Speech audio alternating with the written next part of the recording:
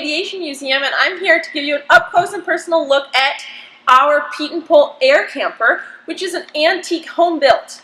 Antique because it was built way back in 1937, and home-built because it was built by a person, not by a factory. I want to give you a look around, but before I can do that, I gotta move it. It's a little close to our other airplanes, and here's something cool about this airplane. It is so light that I can just move it on my own, so I'm gonna pick this up and just push it forward.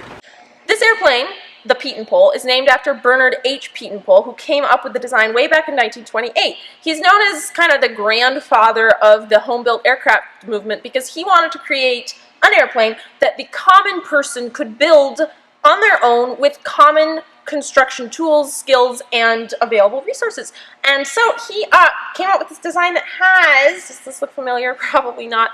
It was familiar in 1928. It's a Model A Ford engine, and at the time there were just gazillions of them lying around in cars and tractors and washing machines. Actually, I don't know if they were in washing machines, but the water pump from this actual engine is from a washing machine, so there's that. And that water pump pumps water up here into the radiator, and you might say, oh my god, like how are you supposed to see if there's a radiator right in front of you? So with a tiny little plane like this, you kind of look out the side of the cockpit to see where you're going. I love these little corks. There right now are plugging the exhaust system so that no bugs or mice or condensation get inside the engine there and cause any rust. But we take them out before we fly, or that would be really bad. So suppose you lived in 1928 and you were reading the Popular Mechanics magazine and you saw a little advertisement that said, build your own Pietenpol. Well, you could order the blueprints from Mr. Pietenpol himself and build your plane. And if you didn't want to do that much work, you could order a kit from Bernard Pietenpol because he started making kits. And they would get shipped to you with a lot of the supplies and you just put them together. Well, this airplane was a kit. Bernard and his father-in-law built the kit and had it all ready to sell, but it didn't sell. So in 1937, he decided to go ahead and just construct the plane and sell it as a finished project, which he did. And then the plane lived throughout the Midwest ever since then. In 2009, it was fully restored after a lifetime of flying and different owners and adventures.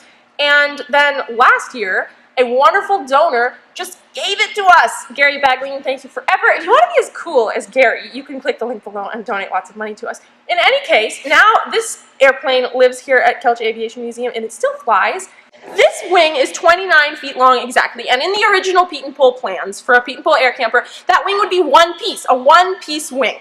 Later the plans were altered so that if you wanted to transport the airplane or store it, you could take the wings off. So it was a three-piece wing, and the outer edges could be removed. This airplane was a one-piece wing, but when Bernard Pietenpol decided he was going to sell it, the buyer said, hey, actually, I wanted a three-piece wing, and Bernard said, no problem at all, and he cut the wing into three pieces with a handsaw. You can do that if you're Bernard Pietenpol. So as you can see, there's not a lot of room here. Pietenpols are known for being really small and cramped. A lot of modern day builders will choose to make a little cutout here so that there's more room for their head. I'm really short and you can see there's not any extra room.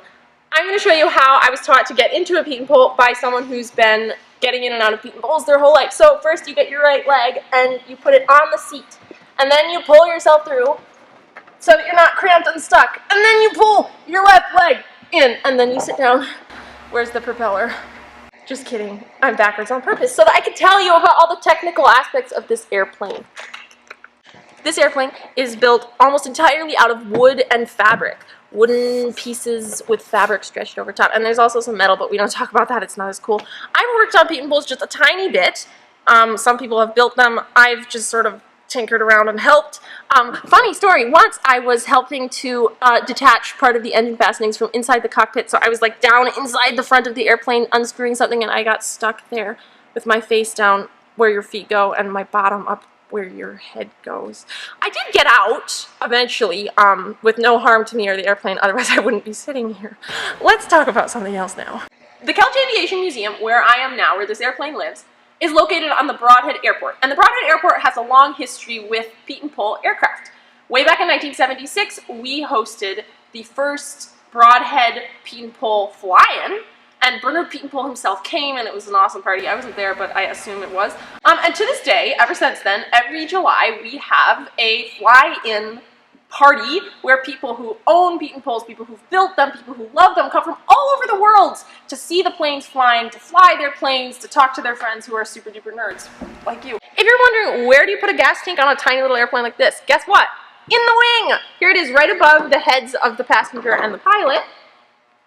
It holds 10 gallons, and this engine burns about 4 gallons an hour, so that's about 2 hours of safe flying, which is way more than you'd want to be sitting in that tiny little cockpit getting the wind blown in your face. Flying an airplane like this is actually super duper fun, so you should do it sometime. If you enjoy these videos, if you're having fun learning about vintage aviation, we would love to hear from you. Ask us questions, ask for a particular video about a particular airplane, and consider donating. All your funds go into our museum, our maintenance. So, I look forward to showing you around more of the Kelch Aviation Museum. See you next